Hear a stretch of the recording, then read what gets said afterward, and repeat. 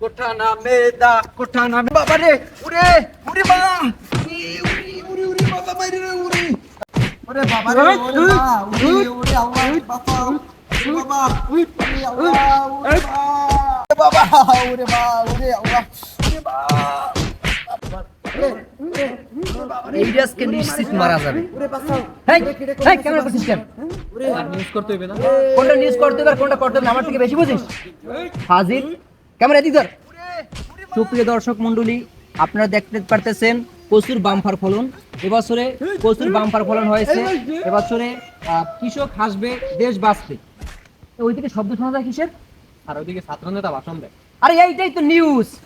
শুধু শুধু এখানে ফাঁকা নিউজ করতেছি, ওই জায়গায় বসে এমন ভাবে ক্যামেরা ধরবা যেন একটা শব্দ যেন বাদ না যায়। আসো আসো তাড়াতাড়ি আসো। কোঠা হইল ইস্যু, দাবি তাদের অন্য কিছু।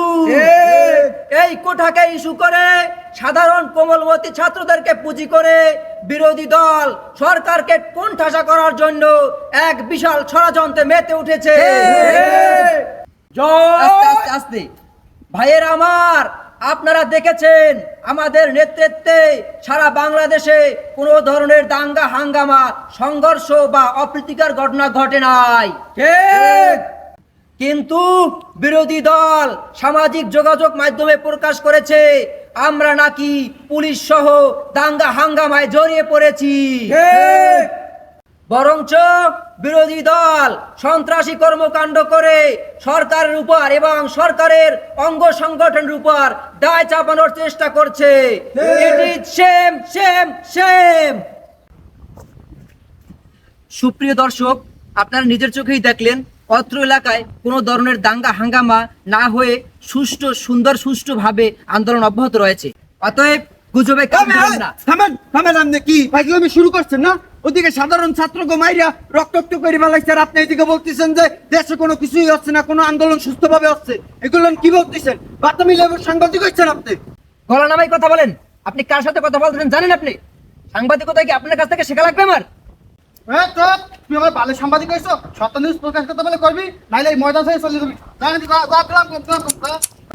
বললাম না আপনাদের নিউজ মাঠের মধ্যে ইরিদানের বাম্পার ফলন হয়েছে। এত দামি একটা নিউজ প্রচার বাদ দিয়া জীবনের মায়া ত্যাগ করিয়া আমি এই নিউজ করতে আইছি, আর আপনারা আমার উপরে ক্ষিপ্ত হয়েছেন। আচ্ছা স্যার, আমার জানা মতে তো আপনি খুব ভালো মনের একজন মানুষ, কিন্তু বর্তমানে এই জোতার বাড়ি খাইয়াও আপনি সত্য নিউজ প্রচার করতেছেন না কেন? সেটাই তো কথা রে মুকলেশ। উপর মহলের চাপাতে সত্য নিউজ প্রকাশ করা যাইবে না। তারপরে যদি পাকনামি করে সত্য নিউজ প্রকাশ করি তাহলে আমার চাকরি ডিসকোয়ালিফাইড।